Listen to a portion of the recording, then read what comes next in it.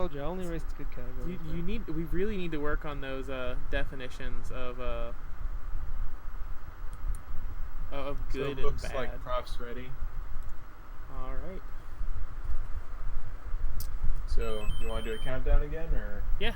I'll cut my stream here. I don't need to be streaming. Okay.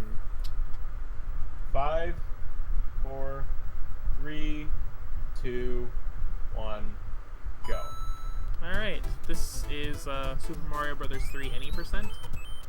It's gonna start off actually fairly similar to 100%. That's what that jump looks like when you're not a dingus and don't mess it up.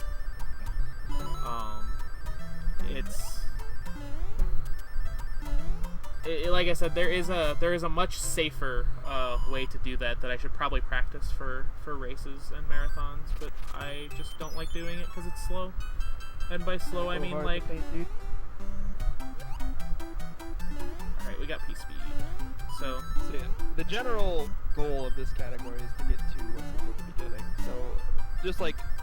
Yeah, it's like, so just like 100%, it's going to look a lot the same, except for 1-3 is going to be slightly different, or he's going to go for the whistle behind the white block. And then there's going to be a different trick he's going to have to do in the fortress in order to get the whistle quickly. But that's about the same kind of thing that you're going to see here. Also, shout outs to that Goomba jump at the very end of 1-2. The main thing in this category is going to be 7-1. I think we spend about half of the time in that. Oh, yeah. It's... especially on this route, it's a well over half the run most likely will be in 7-1. Yo, we kept P-Speed. Well, 123, that's not bad. Alright, we're gonna go for waffle jump here. This is something we didn't see in... Ooh, that was really close. That is a setup that we did not do in Hundo because we had a tail already. Both of those jumps are incredibly tight. Yeah, that's a very difficult level to do optimally. You can lose a lot of time if you don't get that like that. Yeah. But yeah, since like you said, in 100%, we already have the tail, so we don't have to worry about it. But yeah, and tricky jumps in order to get up to that whistle quickly. The waffle jump is really scary because if you mess it up, you normally just hit the waffle and take damage. So we're gonna use our whistles. We're gonna go to World 2, and then we're gonna go to World 7 because yeah, that whole thing about like going to World 8 in that last run, yeah, that was unnecessary. Like the final boss is actually this stage right here. And you'll actually see the final boss here in just a couple seconds. So what I'm doing here is. Yeah, I have no idea what's going on with my card. Like, I am so confused. So, what he's doing here is he's killing enemies in specific spots in order to set memories in the RAM. And he's basically going to cause the game to get really confused as to what it's supposed to do. And start running memory outside of its normal... Start running code outside of its normal parameters. It's going to start running some of this code in these memory slots that Lawso's trying to set up right now.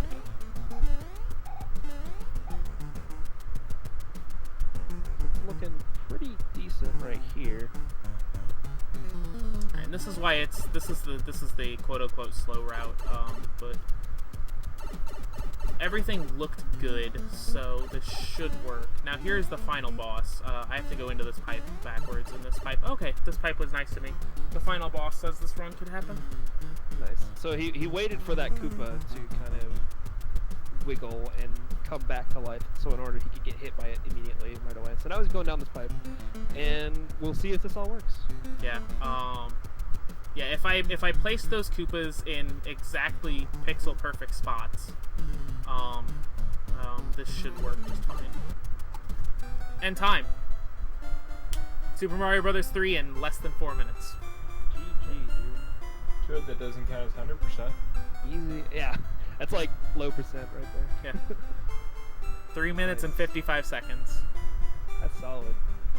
That is actually that's a really good time for this route.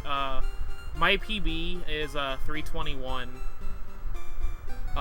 and that is using a route that is probably about 30 to 40 seconds faster in It's probably about 30 seconds or so faster in 7-1.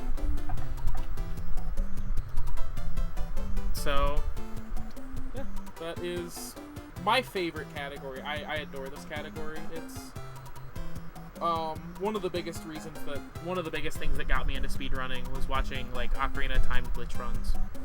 And so when I found out I could do similar things in my favorite game of all time, then like I had to learn it. And it's really easy just to do a bunch of runs. Also, shout outs to the ground here. Like the stage floor is a little confused. You get the curtain the entire time. Yeah. It's nice. And it's pretty great because when the curtain goes down, you'll see where they actually got that part from. It's they kind of cut off from the top. But yeah, it's really easy. Like I've done almost 1,000 attempts of this, and I've been running it for like less than half the time I've done Warpless, and I have over 1,000 attempts in that. So,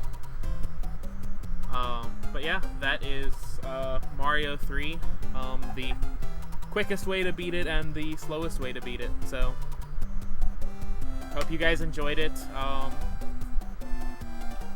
We have up next Pugly's Scavenger Hunt by Colonel Fatso. Yeah, that game is actually super hype. I'm super excited for this. That's a really video game, dude. Also.